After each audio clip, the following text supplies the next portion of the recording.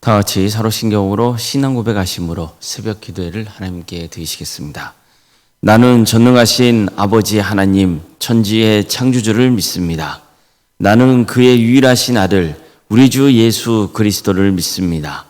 그는 성령으로 잉태되어 동정녀 마리아에게서 나시고 본디오 빌라도에게 고난을 받아 십자가에 못 박혀 죽으시고 장사된 지 사흘 만에 죽은 자 가운데서 다시 살아나셨으며 하늘에 오르시어 전능하신 아버지 하나님 우편에 앉아 계시다가 거기로부터 살아있는 자와 죽은 자를 심판하러 오십니다.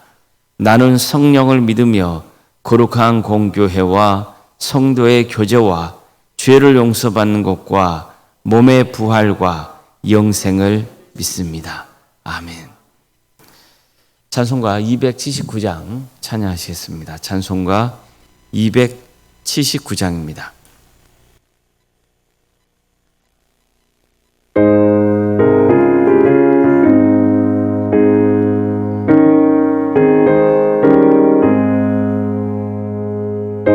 인내하신 구세주여 내가 비오니 죄로 나신 때에 날 부르소서. 주여 주여 내가 비오니 죄로 나신 때에 날 부르소서. 자비하신 보좌 앞에 꿇어 엎드려 자복하고 회개하니 매름 주소서. 주여 주여 내가 배우니 죄로 나신 때에 날 부르소서. 주의 공로 의지하여 주께 가오니 상한 마음을 고치시고 구원하소서. 주여 주여 내가 배우니 죄로 나신 때에 날 부르소서. 반복 끊은 우리 주여 위로하소서. 우리 주와 같은 신이 어디 있을까. 주여 주여 내가 배우니 죄로 나신 때에 날 부르소서. 아멘. 하나님의 말씀 함께 보겠습니다. 신명기 17장 8절에서 13절까지 말씀입니다.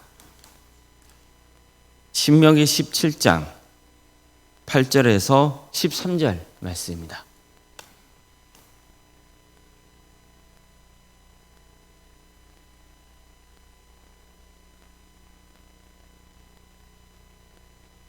신명기 17장 8절에서 13절까지 말씀을 교독하시겠습니다. 내 성중에서 서로 피를 흘렸거나 다투었거나 구타하였거나 서로 간에 고소하여 내가 판결하기 어려운 일이 생기거든 너는 일어나 내 하나님 여호와께서 택하신 곳으로 올라가서 내 이사람 제사장과 당시 재판장에게 나아가서 물으라. 그리하면 그들이 어떻게 판결할지를 내게 가르치리니 여호와께서 택하신 곳에서 그들이 내게 보이는 판결의 뜻대로 내가 행하되 그들이 내게 가르치는 대로 삼가 행할 것이니 혹 그들이 내게 가르치는 율법의 뜻대로 그들이 내게 말하는 판결대로 행할 것이요 그들이 내게 보이는 판결을 어겨 좌로나 우로나 치우지 말 것이니라. 사람이 만일 무법하게 행하고 내 하나님 여호와 앞에 서서 섬기는 제사장이나 재판관에게 듣지 아니하거든 그 사람을 죽여 이스라엘 중에서 악을 제하여 버리라. 그리하면 온 백성이 듣고 두려워하여 다시는 무법하게 행하지 아니하리라. 아멘. 오늘 새벽기를 드리며 하나님의 은혜를 간구하는 모든 성도님들의 삶의 자리마다 또 하나님께서 친히 세우시고 다스리시는 광주 동암교회 위에 하나님의 은혜와 평강이 충만하기를 주님의 이름으로 축원합니다. 나라가 정의로워야 되죠. 나라의 정의가 무너지면 어떻게 됩니까? 그 나라는 몰락의 길을 가게 됩니다. 법이 공평하게 집행되지 않고 권력과 돈이 법보다 더 큰 힘을 가지게 되면 법이 어려운 자를 보호해주지 못하고 약자를 지켜주지 못하면 사회는 부정부패로 얼룩지고 그게 누적이 되면 결국 나라는 망하게 되는 겁니다. 정의가 바로 서야 나라도 바로 섭니다. 이것이 역사가 주는 강력한 교훈입니다. 성경에서도 이 점을 누차 강조하고 있습니다. 모세는 가나안 땅 정복에 나서야 하는 새로운 세대를 향해서 온전히 하나님을 의지하는 신앙에 대해서 강조했습니다. 뿐만 아니라 올바른 법 집행에 대해서도 강조합니다. 특히 17장 2절에서 7절은 이 두 가지를 동시에 강조하고 있습니다. 다시 말해서 우상 숭배를 행하는 자는 올바른 법 절차에 따라 중형으로 다스리라는 겁니다. 우상 숭배는 뭡니까? 하나님 목전에서 악을 행하는 거죠. 나 외에 다른 신들을 섬기지 말라. 오직 마음과 뜻과 힘을 다해 하나님을 사랑하고 섬기라. 이런 말씀을 어긴 겁니다. 따라서 거기에 합당한 벌을 받아야 한다는 겁니다. 그런데 법을 집행하기 전에 반드시 어떤 일이 있어야 됩니까? 그 법에 대한 정당한 재판 절차를 거쳐야 한다는 겁니다. 재판관은 정말 그 사람이 우상 숭배를 했는지 철저하게 조사해야 됩니다. 증인은 두세 사람의 증인으로 세워야 합니다. 그리고 판결에 따라서 집행할 때는 증인이 먼저 그 사람에게 돌을 던져야 됩니다. 이렇게 한 것은 거짓 증언을 하지 못하게 하기 위해서였습니다. 즉 이렇게 함으로써 만약 증인이 위증을 한 게 나중에 밝혀진다면 그 역시 합당한 책임을 져야 한다는 것을 일깨워줬던 겁니다. 이처럼 모세는 백성들에게 우상 숭배의 죄를 반드시 물어야 한다는 것과 이와 아울러 올바른 법 집행의 절차에 대해서도 가르쳤습니다. 오늘 본문도 마찬가지입니다. 모세는 판결하기가 비교적 간단한 사례의 경우는 각 성읍에 있는 재판장이 이 문제를 다루면 된다 했습니다. 그러나 중대한 문제가 있고 판결이 어려운 일들의 경우는 하나님이 택하신 곳으로 그 사건을 가지고 와야 한다고 했습니다. 그래서 제사장인 레위 사람과 또 그 직무를 맡고 있는 재판관에게 가서 재판을 요청하면 그들의 판결을 내려줄 것이라는 겁니다. 그러면 그 판결은 반드시 존중되어야 하고 그들이 너에게 내리는 지시와 판결은 그대로 받아들여서 지켜야 한다고 했습니다. 만약 제사장이나 재판관의 말을 듣지 않는다면 그 사람은 반드시 죽이라고 했습니다. 그래서 이스라엘 중에서 악을 제하여 버리라고 했습니다. 그러면 온 이스라엘 백성이 듣고 두려워하여 다시는 무법하게 행하지 않을 것이라는 겁니다.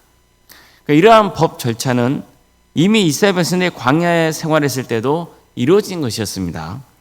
그 유래는 모세의 장인인 이드로에게서 찾아볼 수 있습니다.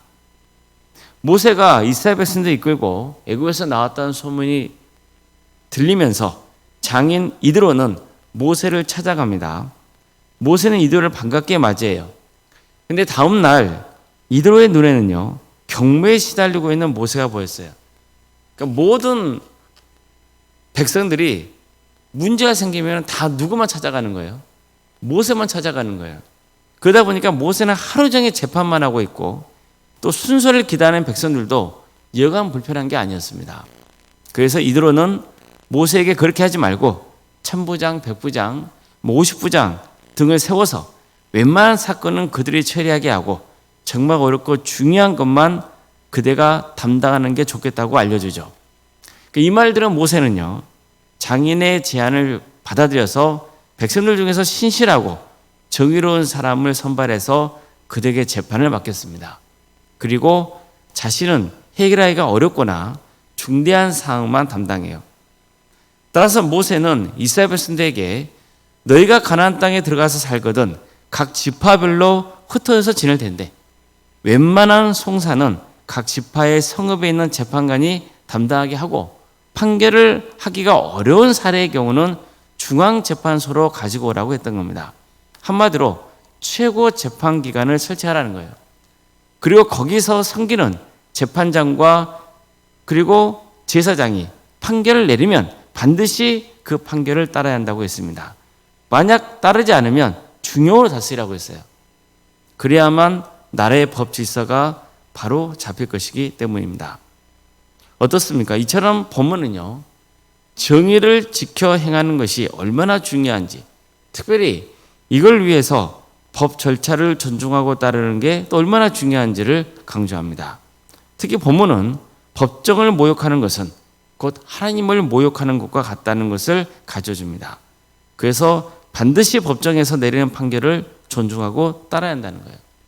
자, 그러면 이제 정말 중요해지는 것이 있죠. 뭐가 중요합니까? 판결을 내리는 재판관이 중요해지는 거예요. 그들이 불의하면 어떻게 됩니까? 모든 정의의 근간이 흔들리고 모든 정의는 결국 무너지고 마는 거예요. 그래서 모세는 오늘 본문을 전하기 전에 이미 신명기 16장에서 재판관이 반드시 지켜야 하는 기본적인 자세에 대해서 가르쳤던 겁니다. 내 하나님 여호와께서 내게 주시는 각 성에서 내 지파를 따라 재판장들과 지루자들을 둘 것이요 그들은 공의로 백성들을 재판할 것이니라. 너는 재판을 굳게 하지 말며 사람을 외모로 보지 말며 또 뇌물을 받지 말라. 뇌물은 지혜자의 눈을 어둡게 하고 의인의 말을 굳게 하느니라. 너는 마땅히 공의만 따르라. 그리하면 내가 살겠고 내 하나님 여호와께서 내게 주시는 땅을 차지하리라. 어떻습니까? 재판장이 할 일에 대해서 말씀하고 있죠. 공의만 따르라는 거예요. 오직 공의만 따르라는 거예요. 그러려면 사람의 외모를 보고 판단하면 안 됩니다. 그 사람이 세상적인 권세가 있는지 없는지가 중요하지 않아요. 돈이 많은지 적은지 중요하지 않습니다. 그 사람의 신분이 중요한 게 아니에요. 그런 외적인 것으로 판결을 굳게 해서는 안 된다는 거예요. 또한 재판장은 절대로 뇌물을 받아서는 안 돼요. 뇌물을 받으면 뇌물을 준 사람에게 유리한 판결을 할 수밖에 없기 때문이에요. 재판관은 하나님을 두려워해야 됩니다. 하나님은 정의로운 분이세요. 따라서 재판관도 정의로워야 됩니다. 하지만 안타깝게도 이스라엘 역사를 보면은 그러지 못할 때가 참 많았습니다. 그래서 선지자들이 사람의 외적인 조건에 따라서 판결을 굳게 하고 뇌물을 받아서 불의를 행했던 그런 재판관들의 죄를 엄히 지적하곤 했던 겁니다. 결국 나중에 역사를 보면 이스라엘이 무엇 때문에 망했습니까? 우상을 숭배하고 정의와 공의가 무너졌기 때문입니다. 자, 그렇다면 우리는 어떻게 해야 됩니까? 어떻게 살아야 됩니까? 오직 하나님만 경외해야 됩니다. 그리고 늘 정의를 지향해야 됩니다. 그게 파멸당하지 않고 사는 길입니다. 그런 점에서 우리나라의 현실을 돌아볼 필요가 있어요. 과연 성도들이 하나님만 경외하고 있습니까? 이스라엘은 모든 백성들이 하나님을 믿도록 했던 그런 특정한 상황이기 때문에 모든 백성에게 적용되는 그런 법이 있죠. 예를 들면 우상 숭배를 범하면 돌로 쳐 죽인다. 오늘날 우리 사회는 그렇지는 않죠. 그러나 성도에게는 가장 중요한 원칙이 있는 거예요. 반드시 따르고 지켜야 되는 거예요. 그게 뭡니까? 하나님을 경외하는 것. 하나님만 사랑하고 그분을 섬기는 것. 그것이 가장 중요한 정의인 거예요. 올바른 삶의 길인 거죠. 그게 파멸당하지 않고 사는 길이에요. 정말 그런 점에서 우리가 하나님만 경외하고 있는지, 정말 교회가 하나님을 두려워하고 있는지 돌아봐야 되는 거죠. 또 우리나라 사법제도는 정의롭습니까? 특정한 정치 성향에 따라서 또 권력 지역에 따라서 사법제도의 기준이 이리저리 흔들리고 있지 않습니까? 법 집행과 관련된 일을 하는 사람들은 오직 법에 따라 일을 하고 있습니까? 뇌물을 받고 있지는 않습니까? 만약 그런 일이 벌어지고 있다면 어떻게 될까요? 우리나라는 위태로워질 수밖에 없는 겁니다. 그래서 늘 우리는 정의와 공의에 관심을 가져야 됩니다. 이 땅의 사법제도가 바로 세워지는 것은 남의 일이 아닌 거예요. 그냥 저들은 뭐 저들의 일이고 나는 그냥 알아서 산다. 그건 잘못된 거예요. 왜냐하면 이런 일들이 벌어지면 나라는 위태로워지고 결국 망하기 때문이에요. 그러면 그 피해는 고스란히 누구에게 오는 거예요? 우리 자신에게, 우리 후손에게 오는 거예요. 그래서 이 땅의 사법제도가 바로 세워지는 것은 아주 중요한 일입니다. 무엇보다도 성도는 정말로 마음과 뜻과 힘을 다해서 하나님을 섬겨야 돼요. 하나님을 경외해야 됩니다. 하나님을 사랑하고 뿐만 아니라 하나님을 두려워하는 마음을 가지고 살아가야 됩니다. 언젠가 때가 되면 우리가 한 일에 대해서 하나님이 책임을 물으신다는 것을 늘 명심해야 됩니다. 따라서 마음과 뜻과 힘을 다해서 하나님을 사랑해야 되고 또 우리 자신도 하나님의 법을 잘 지켜서 정의와 공의를 행하며 살아갈 수 있어야 됩니다. 이런 삶이 우리 성도들 가운데 늘 함께하기를 주님의 이름으로 축원합니다. 기도하시겠습니다.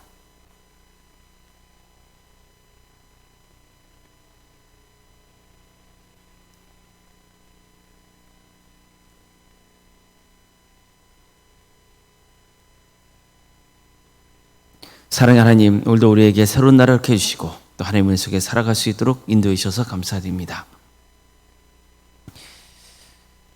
하나님을 믿는 성도로서 오직 하나님만 경외하고 또 하나님의 말씀을 듣고 순종하는, 그래서 정의와 공의를 행하는 거룩한 삶의 길을 가게 하여 주시옵소서. 늘 우리 성도들이 중심을 잡게 하여 주시고 하나님의 뜻을 바르게 분별할 수 있도록 인도하여 주시옵소서. 특별히 이 땅을 위해서 기도합니다. 주님, 하나님을 믿는 성도와 교회가 세상의 빛과 사명, 소금의 사명을 온전히 잘 감당할 수 있도록 인도하여 주시옵소서. 성령 충만한 성도, 성령 충만한 교회가 되게 하여 주시고 하나님을 두려워하고 경외하며 사랑하는 신앙으로 세워져 갈 수 있도록 인도하여 주시옵소서. 우리 성도들의 기도로 또 헌신으로 정의와 공의를 행하는 복된 삶으로 이 땅에 유익을 끼치고 또 하나님께 기쁨을 드리는 그런 역사가 있게 하여 주시고 이 민족이 언젠가 하나가 되어서 땅까지 복음을 증거하는 그 성도의 사명을 언제나 잘 감당하는 거룩한 민족으로 쓰임받게 하여 주시옵소서. 광주도 함께를 세워주시고 지금까지 지켜주신 은혜에 감사를 드립니다. 주님께서 친히 다스려 주시옵소서. 이 교회를 통하여서 많은 영혼들이 주님께로 돌아오는 역사가 있도록 인도하여 주시옵소서. 먼저 우리 성도들의 신앙이 바로 세워지게 하여 주시옵소서. 그래서 하나님의 뜻을 이루어드리고 또 성령의 능력으로 세상에 선한 영향을 끼치는 거룩한 공동체가 될 수 있도록 주께서 친히 함께하여 주시옵소서. 말씀의 씨앗이 온전히 잘 뿌려지게 하여 주시고 그 씨가 하나님의 때에 열매 맺는 역사, 100배, 60배, 30배의 계시를 거두는 놀라운 역사가 있게 하여 주시옵소서. 주님, 특별히 교회 학교를 위해서 기도합니다. 유치와드모, 중고등부, 청년부 이르기까지 가까이 부서마다 주께서 함께하여 주시고 하나님의 역사 속에 그들이 예수 그리스도를 인격적으로 만나게 하여 주시고 우리 교회 학교를 통하여서 다음 세대가 든든히 세워지는 역사가 있게 하여 주시옵소서. 이를 위해서 우리 성도들이 기도하며 또 섬기게 하여 주시고 하나님의 뜻을 이루는 그런 귀한 공동체로 함께하여 주시옵소서. 특별히 우리 교회에 여러 다양한 부서들이 있습니다. 각각의 기관마다 부서마다 주께서 함께하여 주시옵소서. 그래서 우리 동암교회가 하나님의 나라를 위해서 헌신하는 복된 교회, 또 우리 성도들의 사랑으로 하나 되고 또 복음을 증거하는 거룩한 공동체가 될 수 있도록 인도하여 주시옵소서. 우리 성도들의 삶 가운데 주께서 함께하여 주시기를 소망합니다. 특별히 우리 성도들의 가정을 지켜주시고 선하게 이끌어 주시옵소서. 유수인 질병으로 고통당하는 성도들이 있습니다. 주님, 그들을 불쌍히 여겨 주시옵소서. 치유 회복 역사를 허락하여 주시옵소서. 그러나 하나님의 섭리가 있음을 우리는 또 늘 고백하게 하여 주시옵소서.